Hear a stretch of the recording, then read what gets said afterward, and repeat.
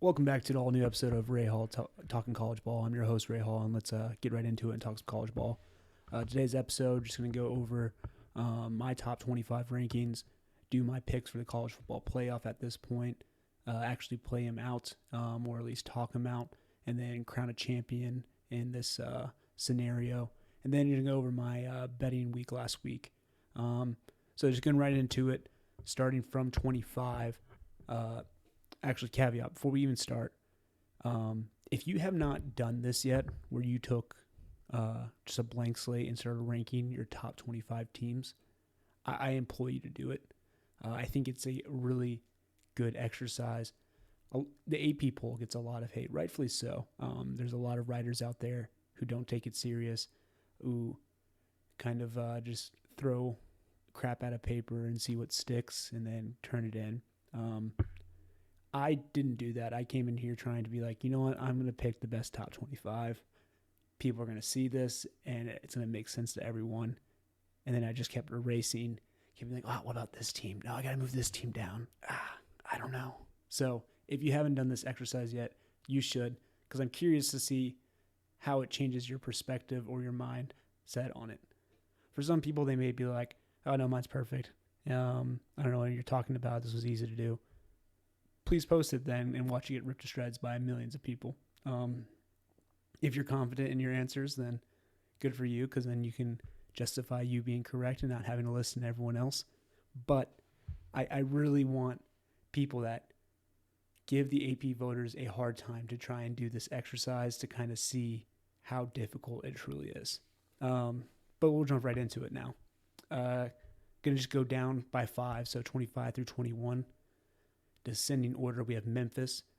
They take a top 25 spot as the G5 representative. I struggled. I didn't want to leave out anyone from the G5. I wanted at least one team there. And I think it's a cop-out putting them at 25. But in all honesty, that's, I think, where they belong if I had to put them in my top 25. There's probably other teams behind them that are better, more deserving, or should be higher ranked. But I came into it full transparency saying I'm going to have a G5 team in my top 25. So Memphis is there, and then they're at 25. Next, we have Missouri. You'll see Missouri higher in a lot of other polls. I kind of have them lower because what wins do they have? Their most impressive win is probably the Kansas win, where they came from behind and had an actual dominant performance. But you can only get so much credit for losing to good opponents. And you'll kind of see that throughout my poll, where the teams that have good losses to good opponents, they don't get as much credit as I think they do elsewhere. Maybe I'm wrong, though. 23 is going to be Washington. After that performance against Illinois, they kind of swapped spots with them. They deserve to be ranked. They're a solid football team. They had that letdown game against Michigan 2 weeks ago, and I kind of said, oh, that's what you get for saying you should be ranked, and you go out and put a performance like that. But, I mean, there's ups and downs, as you can see. Not every team plays to their top capability every week, but I think Washington at their best is a top 25 team. 22, I have Iowa. Hawkeyes have a pretty solid year. Dismantled Minnesota in the rivalry game for the Floyd of Rosedale trophy. So hats off to them. And then 21, I have Houston. Houston's putting together a pretty sneaky year. I kind of struggle with them. I wanted to put them higher, but then I kind of looked at who they played. And the only team really that they've played, not with the polls, they've played solid competition, but the only team comparable that they've played was Texas Tech, and Texas Tech absolutely routed them. That's why I have them at 21. All right, now moving down 20 through 16. We have Michigan here. Michigan has a chance to jump up relatively high. If they went out up into the Ohio State game, they'll probably be around that 14, 13, 12 spot, with the opportunity to jump into the college football playoff with a win over Ohio State. So not that that game needs any more attention to it, but I'm personally, as a college football fan, rooting for that outcome, to see if Ohio State can, now they won the national championship, get over the Michigan woes, or if Michigan can keep being the boogeyman and sneak into the playoff by beating their rival to get there. 19, we have Texas. That's another team I struggle with. Their 2 losses: Ohio State, number 1 team in the country, and Oklahoma, who's going to be mentioned here pretty shortly. And their wins aren't impressive, but I still have them top 20 just because they played Ohio State within 7 points. And it seems like they're improving. Definitely in the second half against Mississippi State, that offense kind of came to life. Hopefully Arch is healthy. I will say this right now: if Texas loses this weekend with Arch or without Arch, then they will not be ranked. So if you are a Texas hater, don't worry. Just root for Vanderbilt this weekend, and they will not be ranked after this. Next, we have Tennessee. Kind of a similar book on Texas. 2 good losses, not a lot of great wins. Still, talent profile is very high. When they're on and they're at their best, they can compete with anyone. They took Georgia all the way to the wire. Couldn't get it done. Alabama result was kind of construed based off that pick 6 at half, 14-point swing, or at least a 10-point swing. So if it's a 10-point swing or a 14-point swing, that's a 1-score game. But you could try to find a good win on their schedule, and it's kind of hard to. And then next, seriously, the same with Oklahoma. I mean, their best win is over now ranked 20 Michigan. Good loss against Ole Miss, good loss against Texas. The Texas loss isn't a great loss. It's an all right loss, but it's a rivalry game. Offense kind of look limited. They kind of have that ace in their back pocket where they're like, well, Mateer's coming back from injury. Like he's still healing and everything like that. So, but he still gives us the best chance to win. If they can string together, they go undefeated. They're in the playoffs. If they're 9-3 and Mateer's improved and the team looks better, I think it's an interesting conversation to have about where they should be. It depends on the 15, 16 teams in front of them at this point, what happens there. But don't rule them out if they just catch only one more loss. But they have A&M coming up. They have LSU. They have Alabama. It's a tough schedule for them. And then 16, Virginia. I actually have them higher than the AP poll rankings. Actually, I think they're 16 in the AP poll as well. So me and the AP poll kind of agree there. So shout out to my UVA friends that were complaining that I wasn't giving the Cavaliers any shine on the show. Here's your shine. Honestly, going to overtime with North Carolina, they escaped with the win. And there's people out there to say, well, that was an SEC team. They would be like, hey, it's hard to play a week in, week out schedule in the SEC. Sometimes you're going to get got.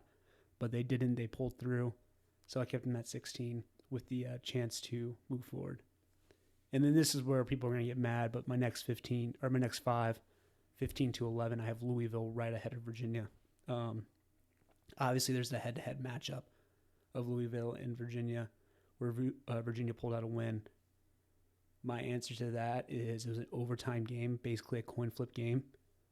And then if you look at Louisville's best win versus Virginia's best win was a Florida State team that's not ranked, and Louisville's best win is a Miami team. That's going to be a top 15 team. So that's why I put Louisville slightly ahead. I'm aware they've played. And I know some people are going to look at that and be like, what are you talking about? Well, you have an on-field result. Hey, that's just where I'm at during week 10. After that game, I would have Louisville below Virginia. But Louisville has proved to be a better team, so they rise above. Coming in at 14, Cincinnati.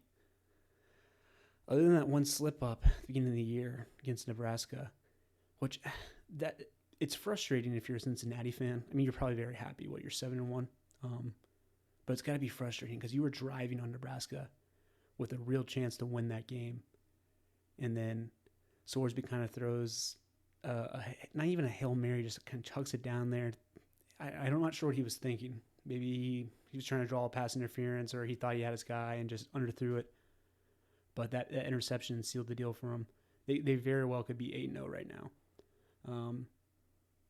But they have a tough part of their schedule coming up, some more challenging Big 12 opponents, still undefeated in the Big 12 play. So they have a chance to make it to the championship game. And I kind of want to highlight them, and I'll talk about it later once I name Texas Tech and BYU where they're ranked at, and kind of go through my college football playoff scenario. Because there's a slight twist in there, and I think it opens up a chance for either ACC or Big 12 to get a second team in. Just out of Cincinnati's Notre Dame. This one's probably going to be another controversial one. Who has Notre Dame beat? They beat USC. USC's not ranked in the AP, but their two losses, very, very close losses, coin flip games at the beginning of the year, and they seem like they've improved week to week. Their defense is definitely better. Their offense, it's kind of hard to tell since some of the competition they're playing, but CJ Carr looks like he has improved, so that's where they're at 13. I have Vanderbilt lower than the AP poll at 12.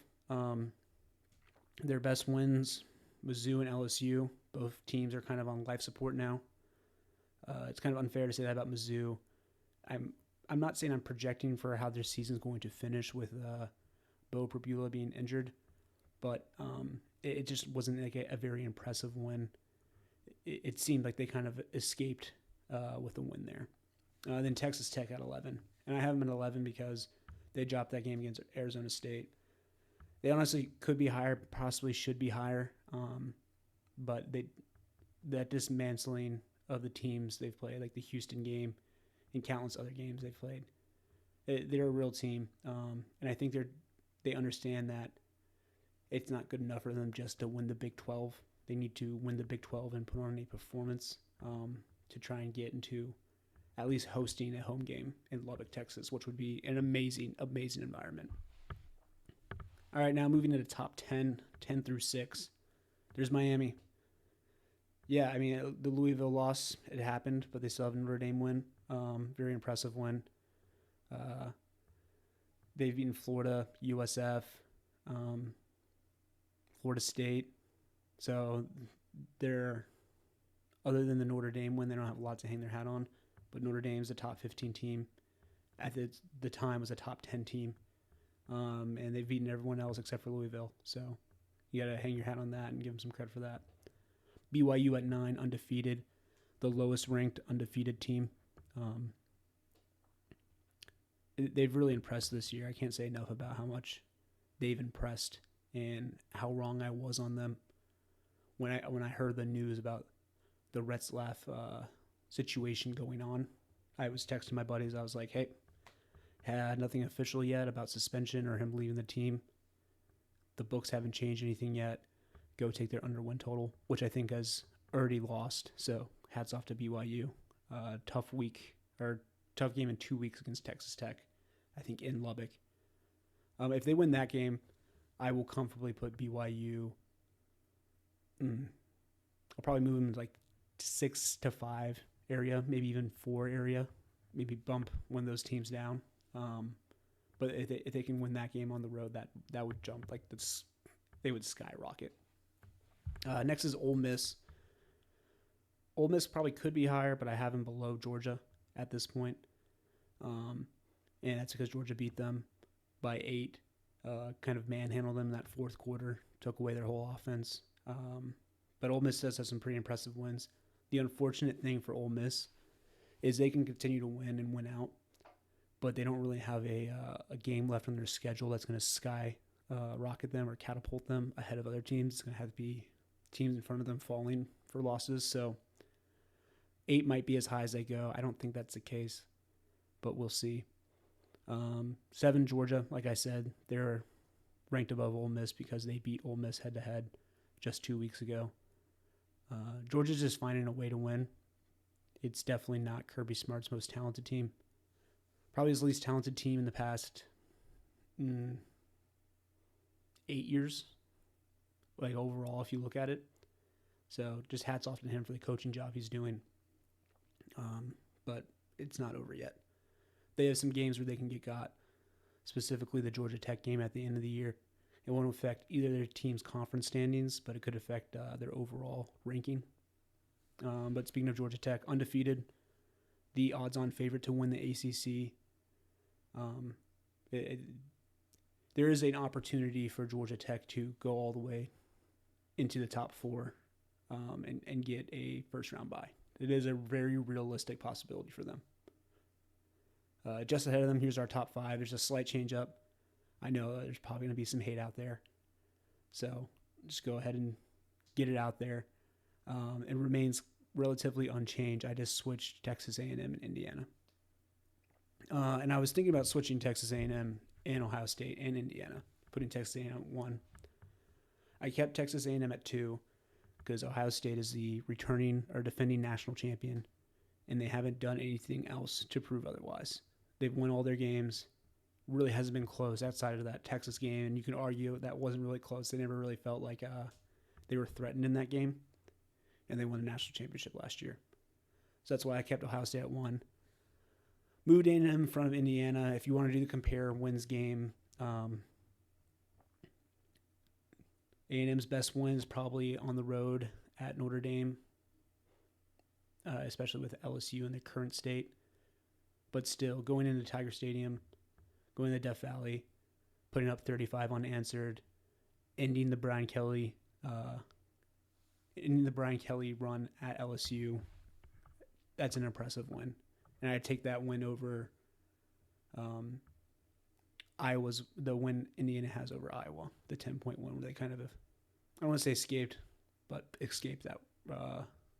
game. So Indiana has a great win, though. I mean, their one win is over number 5 Oregon. So I kind of did this to kind of just do a switch up from the common flow. If Indiana fans want to come at me and say I'm an SEC homer, cool. I'm sure just having 4 or 5 teams in my top 10 from the SEC, they'll call me a homer anyways. But that's kind of where I'm at with that. Oregon at 5, Alabama at 4, really unchanged. I thought about dropping Alabama below Oregon, but Oregon just doesn't have that marquee win. Their best win was Penn State, which was a good win. Obviously hasn't aged well, but Alabama has beaten 4 ranked teams. It's the most wins over ranked teams in all of college football this year.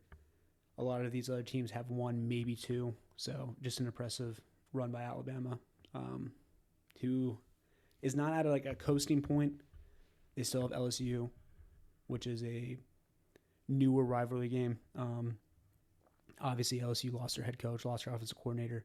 So who knows what that program is going to be like in 2 weeks when they play. They still have to play Oklahoma. They still have to go to Jordan-Hare and play Auburn at the end of the year. But I think every game from here on out, Alabama should at least be a 5-point favorite, probably up to a touchdown point favorite, depending on how Oklahoma plays the next couple of weeks.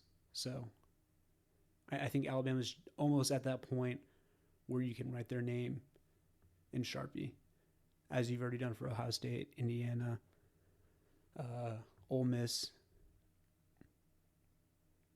Yeah, those are really the only 3 I'm ready to say right now for a fact. But yeah, that's my top 25. Once again, I implore you guys to do this yourself. Try this exercise. If you don't agree with it, that's fine. Leave a comment, tell me what you don't agree with. We can try to have a civil conversation about it. I'm sure that's what that will lead to. Only civil, polite, understandingly each other conversations. That's what these college football debates always lead to. All right, so kind of going off of that, but switching it up a little bit, I have my college football playoff projected rankings. So at the end of the year, how I think it's going to play out. I didn't get too in the weeds about the conference champion stuff. I kind of switched up just a little bit. But Ohio State's number 1, Texas A&M number 2, Indiana number 3, Alabama number 4. And I have Ohio State, Texas A&M, Indiana, Alabama all playing in their conference championships. The losers not really getting punished in Indiana, Alabama. And the winners, I guess, not really getting rewarded because they're staying in the same spot, but still just locking up that first round bye. Then at 5, I have Oregon. 6, I have Georgia. In this situation, Georgia would beat Georgia Tech in the final game of the year. Then I have Texas Tech, who would win the Big 12. Miami, who would win the ACC. Vanderbilt, Georgia Tech, who would lose a game against Miami, finish as 11-2 with the postseason loss. They kind of showed it last year. If you lose your conference championship game and you're already in the playoff, they're not going to punish you as much. So that's why I have them there. Then I have Ole Miss kind of dropping, like I mentioned earlier. They just don't have those high caliber opponents on their roster or on their schedule left to actually jump these teams. So that's kind of why they're falling in a way to no fault of their own. And then Memphis as the group of 5, 12 seed. So that sets up Memphis taking a trip to Autzen to go play Oregon. In that game, I have Oregon winning. The next game will be Ole Miss at Georgia, rematch in between the hedges. This one I have Ole Miss getting the win. Then the next game will be Georgia Tech at Texas Tech, where I have Texas Tech beating the Yellow Jackets, and then Vanderbilt at Miami, with Miami beating the Commodores. Then that'll lead a matchup of Miami versus Ohio State, where I have Ohio State advancing to the semifinals. Texas Tech versus Texas A&M, where I have the Red Raiders picking up a win over their in-state competition, the Aggies. Ole Miss versus Indiana. Indiana prevails against Lane Kiffin, who might be house shopping in either Florida or Louisiana at this point. And then Oregon versus Alabama. And I picked Alabama, and the reason for that is Kalen DeBoer has kind of owned Dan Lanning, especially when they're at Washington. So I think he just has something against the Dan Lanning, Kirby Smart type defenses where he can do something for that. So I have Alabama over Oregon. Another reason why I did that is because I really wanted Alabama and Ohio State to play. I think these teams are very similar in the way they're constructed. I think Ohio State is just at a different stage, a more advanced stage than Alabama at this point. So semifinals: Alabama versus Ohio State, and Indiana versus Texas Tech. Then I have Alabama beating Ohio State, and Indiana beating Texas Tech. I struggled with this one of this. I looked at Kalen DeBoer's records against these top coaches, and he has an elite record. So that's why I gave him the nod over Ohio State. Plus, I knew if I had 2 Big Ten teams in my national championship, I would have started the video with getting hate from the Big Ten about SEC homerism, and then I would have finished the video with getting hate from SEC fans. So I decided to try to do almost an olive branch peace offering and give each of the conferences one representative. So Alabama versus Indiana. And I have Alabama winning that. Just if I'm already taking Kalen DeBoer to beat these other high caliber teams because of the coaching advantage he has, I'm going to continue doing that. I think that'd be a pretty entertaining playoff. This is another exercise, if you haven't done, try and do it, because you struggle with, okay, like what rematches do I want to do? Like, do I want to put 2 SEC teams at the very beginning? No, will they do that? I don't know. Do they even look at that? Or are they just solely ranking these teams? So that's something I struggled with as well. As of right now, I'm probably getting hate from Indiana fans. And then I am also getting hate from the whole state of Indiana and every Irish Catholic out there because they looked at my playoff and saw Notre Dame was not there. Notre Dame, I said it in the past, if they're 10-2, they get in. I don't feel confident enough to wager real money on it yet. I'm definitely probably going to take the spread once it opens up. I'll have to look at that line. But I have a good feeling that Pitt is going to knock off Notre Dame. They've been a completely different team since they switched quarterbacks. I think it's 11 a.m. start, sleepy start. Probably the best team that Notre Dame has played in a couple of weeks. So, in the last game being the USC game, which is just a different profile than the Pitt team. So, that's why I have Notre Dame absent from my playoff. I can't wait for Notre Dame to win by 35 and have every Notre Dame fan and their mother yelling at me about that. But hey, that's how it goes. All right, moving forward. Last little segment of the day that we're going to cover was the actual results of my betting card last week. 14 picks, went 6-8. At one point, I felt really confident about how the day was playing out. And then it all went to hell. So there's 3 games in particular that I looked at, and I was like, yep, these are no doubt losers. I was completely on the wrong side. Never really had a chance. And that was Baylor plus 3.5 against Cincinnati. Dave Aranda's defense, I mean, it's just non-existent. I think if there weren't so many high-caliber jobs opened, Baylor would probably open up, but I think they're worried about competing with some of these other jobs, so they're holding on to Dave Aranda for the time being. But Cincinnati just routed them, so hats off to Cincinnati. Kind of keep fading them, and they keep proving me wrong, so maybe I'll learn my lesson this week. Probably not. Next one was Minnesota plus 9.5. This one, I mean, it was never even close. Iowa looked like 2019 LSU out there on offense. So hats off to them. But I probably was a little oversight on me after Minnesota had that big emotional upset win the following week against Nebraska. For me to still take them, I just thought 9.5 was too many points for a rivalry game.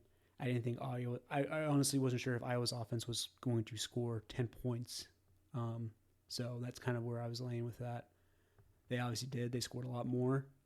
Was never really in doubt for them to cover. So hats off to Iowa. That was another surefire loser.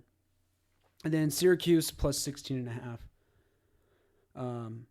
Yeah, Georgia Tech. Years prior, they have struggled as a favorite, but thrived as an underdog. This year, they're just a good team that can do both. I have a lot of respect for Fran Brown and the program he runs. I think he can really rally his guys to actually get behind him and go play inspiring football. That didn't happen this week. They had the injury at quarterback, obviously, to Angeli. That was like 3 or 4 weeks ago. So hard batting on a backup quarterback. I thought covering 16.5 was a doable task, and it wasn't. But that's it for the no doubt losers I had. Next games are the ones I felt good about, but the teams kind of let me down towards the end. Because obviously it wasn't me being wrong. I cannot be wrong on all of these picks. It was the team failed. So Arkansas minus 2.5. Going into halftime, it looked good. I think they were up 10.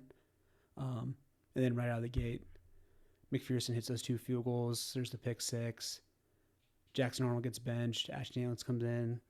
And he didn't really play great, but he didn't turn the ball over or make the same mistakes that Jackson Arnold was making. So that hurt. But, yeah, that one felt good at halftime.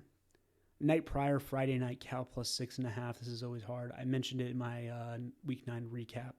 These teams that can't run the ball, betting on them to hold leads or at least cover is very infuriating because the margin for error just increases because they have to throw the ball. If they have a lead and they're not getting their pass game going, the clock is not running. So it gives the other team more opportunities to get back in the game. And Virginia Tech did it by just running the ball too. I mean, it was, like I said, 400 yards on the ground. I think they had something absurd. It was definitely 350 plus. And they couldn't stop that triple option RPO with Kyron Jones, where they put the tight end on the arrow route out of the backfield. They had no answer for that. So losing that one in overtime always sucks. When a game like that goes to overtime and you have a spread under a touchdown, or even at 7.5, because if it goes to that second overtime and the team gets a 2-point conversion and the team you're betting on then gets the ball second, you're just on nails the entire time. But there's no better feeling than once it goes to that third overtime and it's just 2-point conversions and you're like, all right, cool. If I'm within 3 points, if I have +3, I'm good to go. Iowa State minus 2.5. I mean, just the wheels fell off for them. I don't need to talk more about the state of that program and Matt Campbell, but it really does feel like he has hit his ceiling there at Iowa State. BYU with a just valiant effort in the second half to not only come back but then lay it on them. And then Mizzou money line. There's these metrics going around. I'm not sure. I can't credit who actually makes them, but it's basically like how bad did your team actually get beaten, and it kind of shows like the net positive or net negative of like how your team performed comparatively. And Mizzou outplayed Vanderbilt, but the crucial downs is what mattered. Losing Bo Prabula hurt, but I'm not sure if that really made too much of a difference because it wasn't like they were rolling with them. But that inches away from going to overtime or Eli Drinkwitz going for 2 and possibly winning the game. So then Alabama versus South Carolina under 47.5. I honestly read this game really well. It was 14-22 with 5 minutes left. Alabama scores to make it 22-22 with 2-ish minutes left, 2.5 minutes left. So I'm thinking, cool, one team's going to kick a field goal here, one way or the other. Either USC is going to drive down the field, run the clock out, kick it as time expires, or they're going to go 3 and out. Alabama's going to get a drive the length of the field, and then kick a field goal as time expires. And then Lenore Sellers fumbles. Alabama gets into the red zone. The South Carolina player made the right decision by letting him score. That's the only way you have a chance in that situation once he has that first down. And that's what sold it there. So that one didn't really sting as much because I felt like I was on the right side. It's funny how if you feel like you're on the right side, you can still lose money, but feel vindicated. You're like, all right, cool.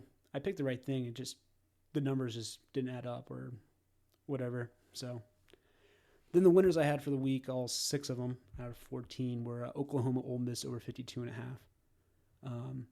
Felt confident in that game, especially if I knew Ole Miss was going to win, that the game was going to go over. Kansas State plus 3.5, which was no doubter. I think Kansas State is on a tear in the Sunflower Bowl. I'm not sure the last time Kansas has won, so seeing them get 3.5 points was pretty shocking. Jumped on that pretty quick. USF Memphis over 58.5.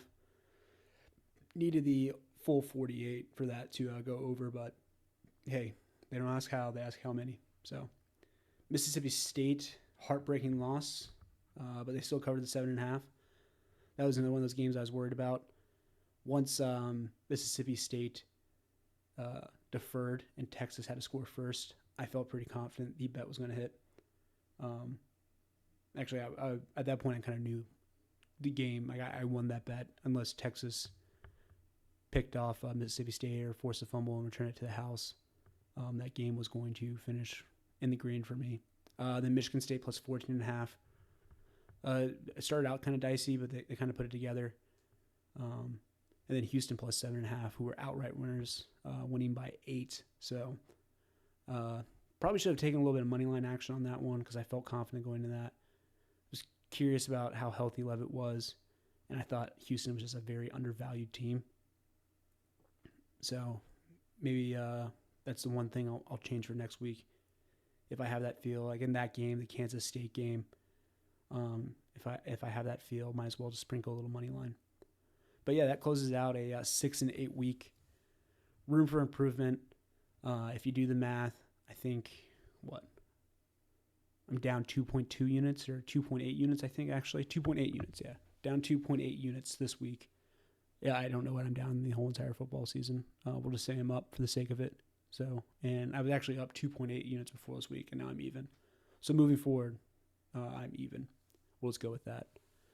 But yeah, appreciate you guys tuning in. Like I said, like the video, subscribe, leave a comment. Do you agree with my rankings? Probably not. Tell me what you don't agree with, though. Tell me why you think that USC should be ranked or that Tennessee should be unranked. I'll listen to them. But I also want you to do the exercise yourself to kind of see how hard it is. Give some of these AP voters that actually take the time and try and do a genuine ballot some credit. Not all of them, though. They don't all deserve it. But yeah, appreciate you guys tuning in. One more selfish plug. Like the video, subscribe, leave a comment. Follow me on X at RayHall_CFB. Next video is going to be out Thursday. We'll be previewing the games for the weekend and also providing my bet card, my bet slip for the weekend. I'm saying it right now. You're probably not going to be able to hold me to it. I'm trying to cut down my card a little bit, trying to go under 10 plays. We'll see, though. But appreciate it, guys. Thank you. Have a good one.